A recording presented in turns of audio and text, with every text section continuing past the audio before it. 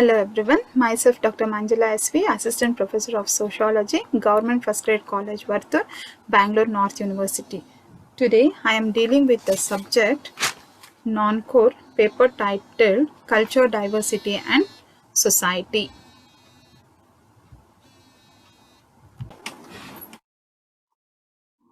Culture, Diversity and Society for 3rd and 5th semester students. Unit 2, Family, Caste, Village and Women in India, session number 26, and the discussion for today's topic is rural-urban migration and gender discrimination. The objectives of today's session is to know the meaning of migration, to know the meaning and definitions of rural-urban migration, to know the types of migration, to understand the causes of rural-urban migration. Rural-urban migration. Migration processes have been existent throughout all times and in all religions of the world. The movement of people from one place to another to stay on for a considerable period of time for various reasons is known as migration. It is one of the three components of the population change, the other two being mortality and fertility. Here we can see that migration is one of the important movement existing in the society. The movement of people from one place to another in search of job or in search of marriage or anything, the migration takes place. It might be of various reasons. Migration is associated with the socio-economic development of the country. In India, one of the side effects of unprecedented population growth is industrialization and economic development, which helped in a rapid increase in internal migratory movement. ಗ್ರಾಮೀಣ ನಗರ ವಲಸೆ ಅಂತ ಹೇಳಿದ್ರೆ ಒಂದು ಪ್ರದೇಶದಿಂದ ಇನ್ನೊಂದು ಪ್ರದೇಶಕ್ಕೆ, ಒಂದು ಸ್ಥಳದಿಂದ ಇನ್ನೊಂದು ಸ್ಥಳಕ್ಕೆ ನಿರ್ದಿಷ್ಟ ಕಾಲಾವಧಿಗೆ ಹೋಗುವುದನ್ನ ಅಥವಾ ಚಲಿಸುವುದನ್ನ ನಾವು ವಲಸೆ ಅಂತ ಕರಿಬಹುದು. ಇದು ಜನಸಂಖ್ಯಾ ಬದಲಾವಣೆಗೆ ಕಾರಣವಾಗಿರುವ 3 ಪ್ರಮುಖ ಅಂಶಗಳಲ್ಲಿ ವಲಸೆ ಕೂಡ ಒಂದಾಗಿದೆ. ಇನ್ನು 2 ಮರಣ ಸಂಖ್ಯೆ ಮತ್ತು ಜನನ ಸಂಖ್ಯೆ ಮುಖ್ಯವಾಗಿದೆ. ಹಾಗೆ ವಲಸೆಯು ಸಾಮಾಜಿಕ ಆರ್ಥಿಕ ಅಭಿವೃದ್ಧಿಯೊಂದಿಗೆ ಬೆರೆತು ಹೋಗಿದೆ. ಇದಕ್ಕೆ ಕಾರಣವಾಗಿರುವಂಥದ್ದು ಕೈಗಾರೀಕರಣ ಮತ್ತು ಆರ್ಥಿಕ ಅಭಿವೃದ್ಧಿಗಳು ವಲಸೆಗೆ ಕಾರಣವಾಗಿರುವ ಅಂಶಗಳಾಗಿವೆ. Now we can look into the definitions. Rural-urban migration refers to the movement of people from rural areas or countryside to urban areas of the same country in search of new opportunities and lifestyles. ಗ್ರಾಮೀಣ ನಗರ ವಲಸೆ ಎಂದರೆ ಗ್ರಾಮೀಣ ಜನರು ಕೃಷಿ ಕ್ಷೇತ್ರದಿಂದ ಕೃಷಿಯೇತರ ಕ್ಷೇತ್ರಕ್ಕೆ ಕಾಲಿಡುತ್ತಿರುವುದು ಹಾಗೂ ಹಳ್ಳಿಗಳಿಂದ ಪಟ್ಟಣ ನಗರಗಳ ಕಡೆಗೆ ವಲಸೆ ಹೋಗುತ್ತಿರುವುದನ್ನು ನಾವಿಲ್ಲಿ ಗ್ರಾಮೀಣ ನಗರ ವಲಸೆ ಎಂದು ಕರೆಯಬಹುದಾಗಿದೆ. Here the main intention behind rural urban migration is in fetch of new opportunities and lifestyles, people moving from rural areas to urban areas. Rural-urban migration is a form of so-called internal migration. Here we have to look into the word internal migration is nothing but the movement within the country, and which says in contrast to international or intercontinental migration. Here it is a form of so-called internal migration, which means a movement within a country and which stays in contrast to opposite to international and intercontinental migration. ಗ್ರಾಮೀಣ ನಗರ ವಲಸೆ ಅಂತ ಹೇಳಿದರೆ ಆಂತರಿಕ ವಲಸೆ. ಇದು ದೇಶದ ಒಳಗಡೆನೆ ಕಂಡುಬರುವಂತಹ ವಲಸೆಯಾಗಿದೆ. Now let us look into the types of migration. According to M.S.A. Rao, the types of migration are as follows. Firstly, we can see that internal migration. The movement of people from one region to another within the country is known as internal migration. Internal migration can be of different forms or types. It can be from rural to rural migration, rural to urban migration, urban to urban migration, and urban to rural migration can be seen. Means ಇಲ್ಲಿ ಆಂತರಿಕ ವಲಸೆ ಅನ್ನುವುದು ಜನರು ದೇಶದ ಒಳಗಡೆ ಒಂದು ಭಾಗದಿಂದ ಇನ್ನೊಂದು ಭಾಗಕ್ಕೆ ಚಲಿಸುವುದನ್ನ ನಾವು ಆಂತರಿಕ ವಲಸೆ ಅಂತ ಕರಿಬಹುದು. ಆಂತರಿಕ ವಲಸೆಯಲ್ಲಿ ವಿವಿಧ ರೂಪಗಳನ್ನು ನಾವು ಕಾಣಬಹುದು. ಗ್ರಾಮದಿಂದ ಗ್ರಾಮಕ್ಕೆ ವಲಸೆ ಹೋಗುವುದು, ಗ್ರಾಮದಿಂದ ನಗರಕ್ಕೆ ವಲಸೆ ಹೋಗುವುದು, ನಗರದಿಂದ ನಗರಕ್ಕೆ ವಲಸೆ ಹೋಗುವುದು, ನಗರದಿಂದ ಗ್ರಾಮಕ್ಕೆ ವಲಸೆ ಹೋಗುವಂತ ಪ್ರಕಾರಗಳನ್ನ ನಾವು ಆಂತರಿಕ ವಲಸೆಯಲ್ಲಿ ಕಾಣಬಹುದು. External migration. Migration from one country to another country is known as external migration. ಬಾಹ್ಯ ವಲಸೆ ಅಂದ್ರೆ ಇದು ಬಾಹ್ಯ ವಲಸೆ ಅಂತ ಹೇಳಿದ್ರೆ ವಿವಿಧ ರಾಜ್ಯ, ದೇಶ ಅಥವಾ ಖಂಡಕ್ಕೆ ವಲಸೆ ಹೋಗುವುದನ್ನು ಬಾಹ್ಯ ವಲಸೆ ಅಂತ ಕರೆಯಬಹುದು. ಉದಾಹರಣೆಗೆ ಭಾರತದಿಂದ ವಿದೇಶಕ್ಕೆ ಹೋಗುವುದು ಉದಾಹರಣೆಯಾಗಿ ಇಲ್ಲಿ ಕಂಡು ಬರುತ್ತೆ. ಅದನ್ನ ನಾವು ಬಾಹ್ಯ ವಲಸೆ ಅಂತ ಕರಿಬಹುದು. Next, emigration. It refers to the movement of a particular country. ವ್ಯಕ್ತಿ ಅಥವಾ ಸಮೂಹಗಳು ಒಂದು ದೇಶದಿಂದ ಇನ್ನೊಂದು ದೇಶಕ್ಕೆ ಹೋಗಿ ತಾತ್ಕಾಲಿಕ ಅವಧಿಗೆ ಅಥವಾ ಶಾಶ್ವತವಾಗಿ ನೆಲೆಸುವುದನ್ನ ನಾವು ಇಲ್ಲಿ ವಲಸೆ ಹೋಗುವುದು ಎಂದು ಕರೆಯಬಹುದು. We can call it as a emigration. Next, immigration. It refers to the movement into a particular country. ಪ್ರದೇಶದಿಂದ ವಲಸೆ ಬರುವುದು. ತಮ್ಮ ಸ್ವಂತ ದೇಶವನ್ನು ಬಿಟ್ಟು ವ್ಯಕ್ತಿಗಳು ಅಥವಾ ಸಮೂಹಗಳು ತಮಗೆ ಶಾಶ್ವತವಾಗಿ ನೆಲೆ ನಿಲ್ಲಲು ಸೂಕ್ತವಾದ ಹೊಸ ಪ್ರದೇಶಗಳನ್ನು ಹುಡುಕಿಕೊಂಡು ದೇಶವೊಂದಕ್ಕೆ ವಲಸೆ ಬರುವುದನ್ನ ನಾವು ಇಲ್ಲಿ ಪ್ರದೇಶದಿಂದ ವಲಸೆ ಬರುವುದು ಅಥವಾ ಅಂತಾರಾಷ್ಟ್ರೀಯ ವಲಸೆ ಅಂತ ಕರಿಬಹುದಾಗಿದೆ. Yes, there are certain terms. Migration stream. It refers to the total number of moves made during a given migration interval which have a common area of origin and common area of destination. Gross and net migration. It is the total number of arrivals of migrants and departures of emigrants is known as gross migration.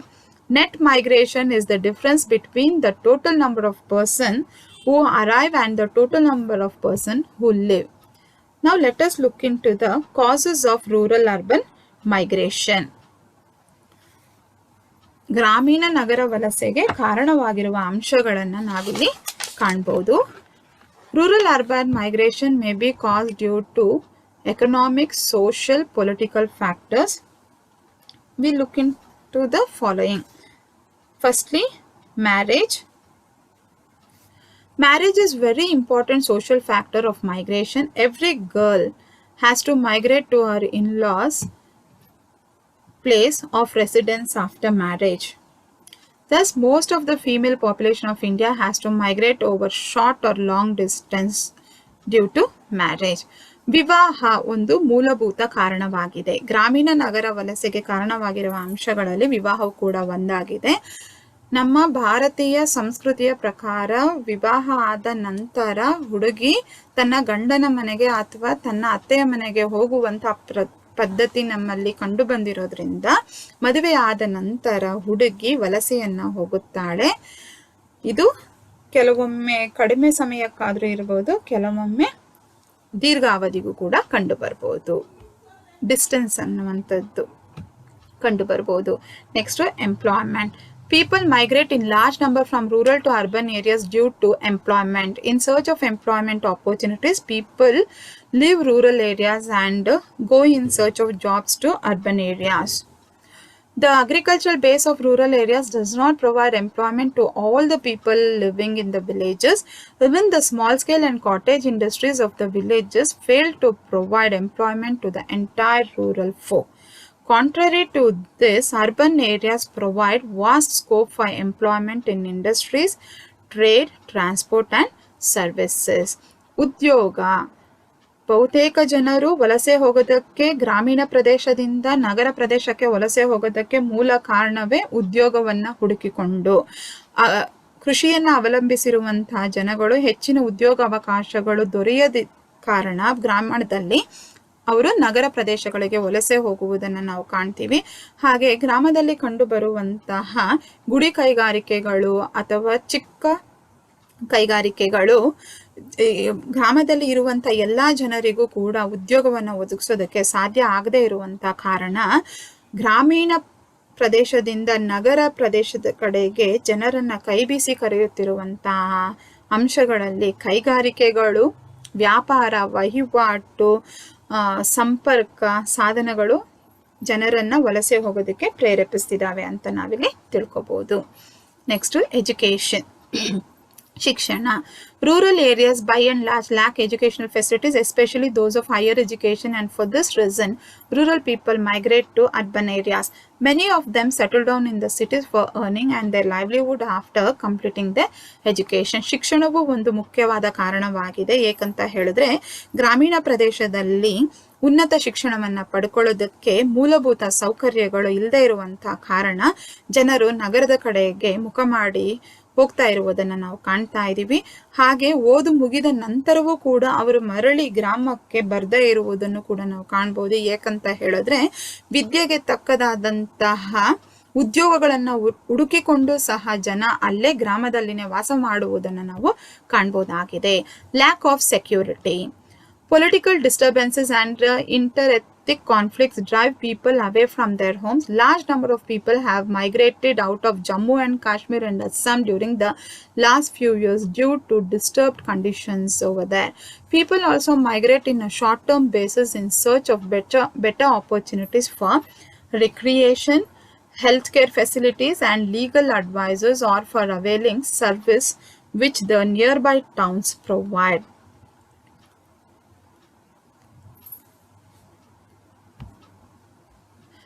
ಭದ್ರತೆಯ ಕೊರತೆ. ಗ್ರಾಮೀಣ ಪ್ರದೇಶಗಳಲ್ಲಿ ಭದ್ರತೆಯ ಕೊರತೆಯೂ ಕೂಡ ಒಂದು ಕಾರಣವಾಗಿದೆ. ಯಾಕಂತ ಹೇಳಿದ್ರೆ ಅವಾಗೊಮ್ಮೆ ಇವಾಗೊಮ್ಮೆ ಕಂಡುಬರುವಂತಹ ವ್ಯಾಜ್ಯಗಳು ಮತ್ತೆ ಸರಿಯಾದ ರೀತಿಯಲ್ಲಿ ಸಿಗದೇ ಇರುವಂತಹ ಮನೋರಂಜನೆಗೋಸ್ಕರ ಆರೋಗ್ಯಕ್ಕೆ ಬೇಕಾದಂಥ ಮೂಲಭೂತ ಸೌಕರ್ಯಗಳು ಇಲ್ಲದೆ ಇರುವಂಥ ಕಾರಣದಿಂದ ಜನರು ನಗರ ಕಡೆಗೆ ಮುಖ ಮಾಡಿರುವುದನ್ನು, ವಲಸೆ ಹೋಗುವುದನ್ನು ನಾವು ಕಾಣಬಹುದಾಗಿದೆ. Push and pull factors. The factors that attract or pull people to urban areas is known as pull factors. Urban centers provide vast scope for employment opportunities in industries, transport, trade, and other services. They also offer a better education, better standard of living with modern amenities. Thus, they act as magnets for the migrant population or attract people from outside. The factors that force people to go out of the rural areas are known as push factors. These factors include unemployment and underemployment, low wages, poverty, lack of education facilities, housing problem, caste system, healthcare facilities, natural disasters, drought or famine, conflicts, etc. ಇಲ್ಲಿ ನಾವು ಗ್ರಾಮದಿಂದ ತಳ್ಳುವ ಶಕ್ತಿಯನ್ನು push factors ಅಂತ ಕರಿತೀವಿ. ಗ್ರಾಮದ ಕಡೆಗೆ ಆಕರ್ಷಿಸುವಂತಹ ಶಕ್ತಿಯನ್ನ ಪುಲ್ ಫ್ಯಾಕ್ಟರ್ಸ್ ಅಂತ ಕರಿತೀವಿ. ಕೆಲವು ಶಕ್ತಿಗಳು ಗ್ರಾಮಸ್ಥರನ್ನು ಗ್ರಾಮದಿಂದ ನಗರಗಳತ್ತ ನೂಕುತ್ತಾ ಬಂದಿದ್ದಾವೆ ಮತ್ತು ಕೆಲವು ಶಕ್ತಿಗಳು ಗ್ರಾಮಸ್ಥರನ್ನು ನಗರಗಳ ಕಡೆಗೆ ಬಲವಂತವಾಗಿ ಸೆಳೆಯುತ್ತಾ ಬಂದಿದ್ದಾವೆ. ಅವುಗಳಲ್ಲಿ ಲಾಭದಾಯಕ ಉದ್ಯೋಗ, ಹೆಚ್ಚು ಸಂಬಳ ಸಿಗುವುದು, ಉನ್ನತ ಶಿಕ್ಷಣದ ಸೌಲಭ್ಯ, ಉತ್ತಮ ವೈದ್ಯಕೀಯ ಸೌಲಭ್ಯ, ಎಲ್ಲ ಬಗೆಯ ಪ್ರತಿಭೆಗೆ ಪ್ರೋತ್ಸಾಹವನ್ನು ಸಿಗುವಂಥದ್ದು, ಕುಶಲತೆ ಪರಿಗಣಿಸುವಂಥದ್ದು ಮತ್ತು ಜೀವನ ಮಟ್ಟ ಊರ್ಜಿತಗೊಳ್ಳುವ ಎಲ್ಲ ಬಗೆಯ ಅವಕಾಶಗಳು, ಉದ್ಯೋಗ ವ್ಯವಹಾರದ ಅವಕಾಶಗಳು ಜನರಿಗೆ ನಗರದಲ್ಲಿ ಸಿಗ್ತಾ ಇರೋದ್ರಿಂದ ಜನರು ಹಳ್ಳಿಯನ್ನ ಬಿಟ್ಟು ನಗರಗಳ ಕಡೆಗೆ ಹೋಗ್ತಾ ಇರುವುದನ್ನು ನಾವು ಕಾಣ್ಬೋದು. ಹಾಗೆ the factors that attract or pull people to urban areas, as we have seen that urban centers provide a vast scope for employment opportunities.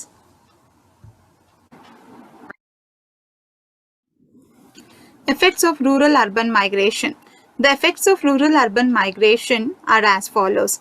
Urban growth. It means that towns and cities are spatially expanding. They cover an increasing area of land mainly because there aren't enough housing facilities in the city life, so that new incomers often have to move to shanty towns that are increasing in size and number. Urban growth has paved way for the growth of slums. Here, it means that the cities and towns are growing. We can see more number of density of population in the urban areas. When the people move from rural to urban areas, the cities without the housing facilities, the people move towards the shanty areas, that what we call it as the slums, and even that area is also increasing. Urbanization, it refers to significant increase in the proportion of people in cities in the total population. This has become a major contributing factor to the increase of crimes, slums and prostitution in urban areas. Nevertheless, a great deal of environmental pollution is also caused by the process of migration. Even this factor is also very important, that we can see the significant increase in the population in the city areas, and it has contributed to the negative side of the city, that is what we call it as it has increased in crimes. Crime rates have been increased, growth of slums has been more, and even the prostitution can also be in urban areas. Rural development. This usually means that large numbers of working age people migrate from countryside to earn more money in the city, but then they leave behind the very old and the very young, causing further problems in rural development as the young skilled adults are missing. At the same time, it has to be mentioned that rural urban migration also can have a positive effect on the rural areas by the fact that many migrants once settled in a city remit to their family in the rural area of origin money that could contribute for further development in the village of origin.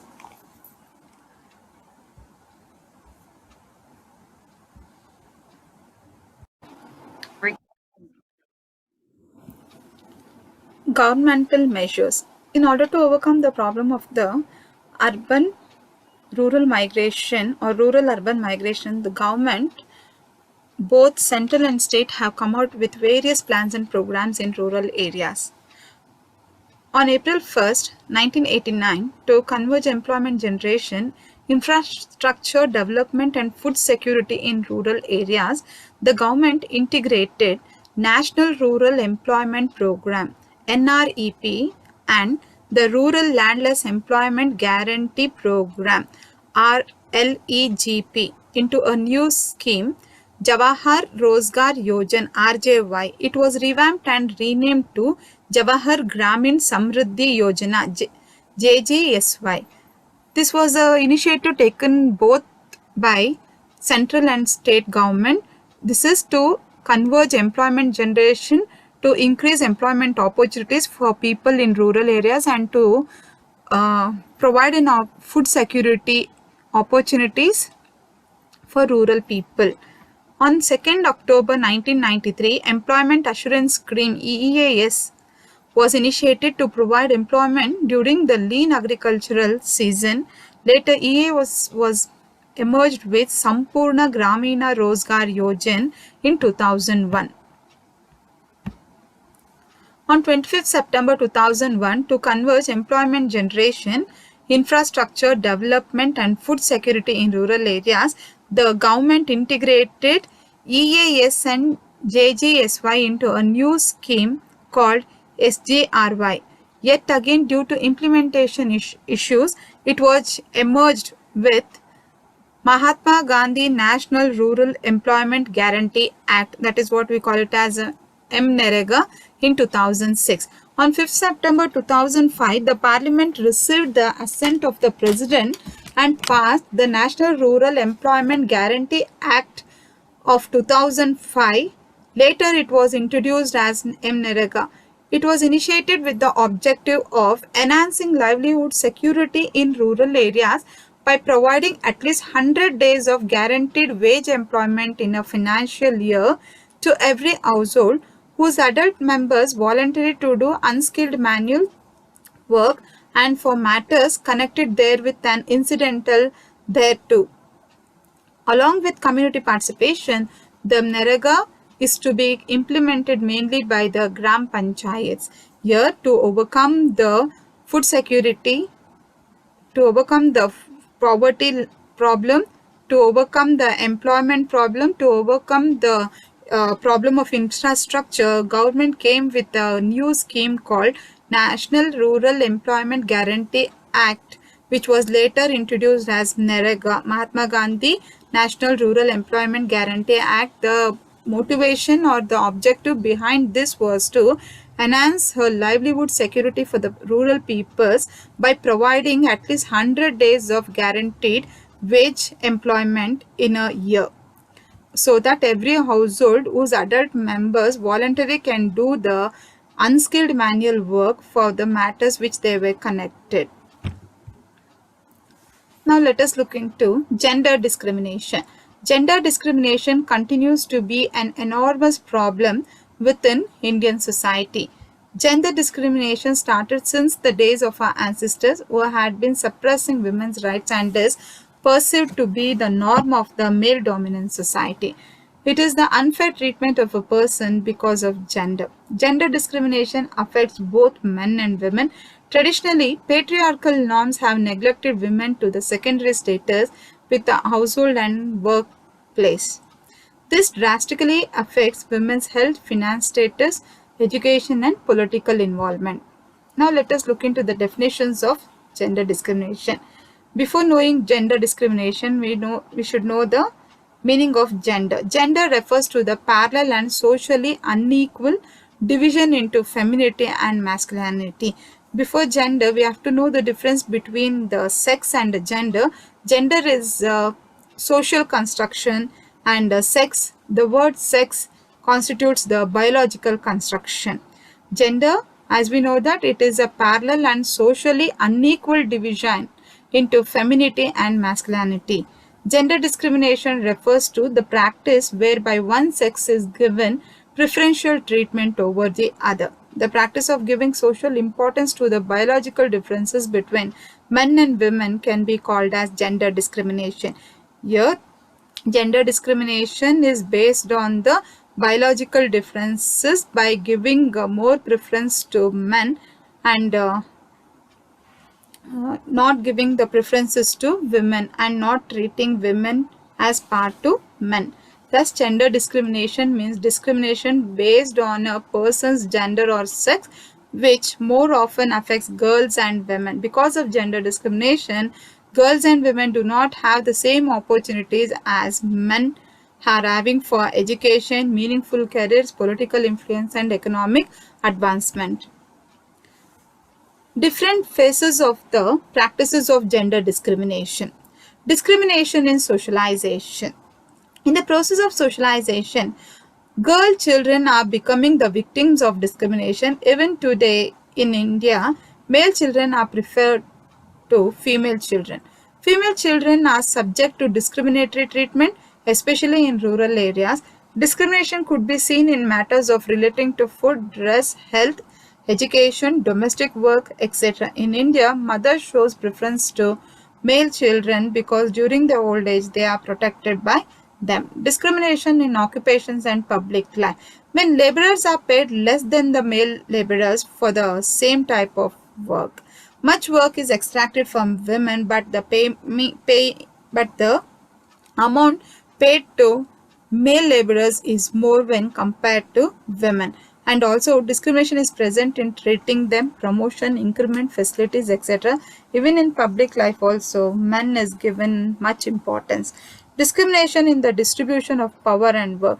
The root cause of gender discrimination in Indian society lies in its patriarchy system. According to the famous sociologist Salvia Valby, patriarchy is a system of social structure and practices in which men dominate, oppress, and exploit women.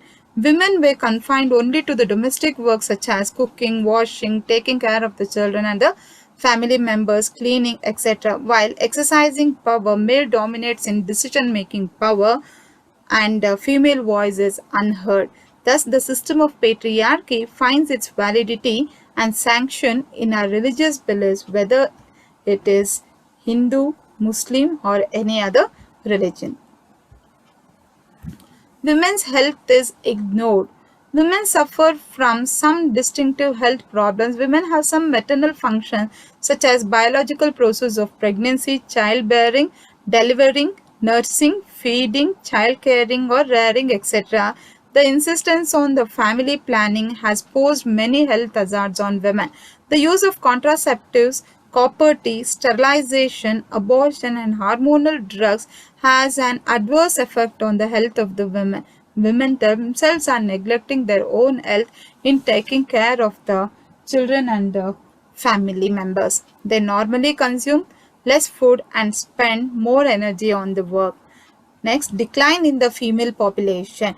Due to the female foeticide and female infanticide, there is an alarming trend which has come to the notice in 2011 census report. The report shows sex ratio of children between age group of 0 to 6 at 919, which is 8 points lesser than 2001 data of 927. And female sex ratio according to 2011 census is 943. This shows that still there is discrimination against the ratio of the female. Discrimination in education. The literacy rate of female is 65.46% in 2011 census, as it is against 82.14% of male literacy. This gap indicates a wide gender disparity in India, that girls' education is not given much importance. Though the Indian Constitution provides equal rights and privileges for both men and women and makes equal provision to improve the status of women in society, majority of women are still unable to enjoy the rights and opportunities granted to them. Traditionally, value system, low level of literacy, more household responsibilities, lack of awareness, non-availability of proper guidance, low mobility, lack of self-confidence, family discouragement, and advanced science and technology are some of the factors responsible to create gender disparity in the society. The most important causes of gender discrimination are poverty, illiteracy, unemployment, social customs, belief, and anti-female attitude. So, thank you. These are the references. Thank you, one and all.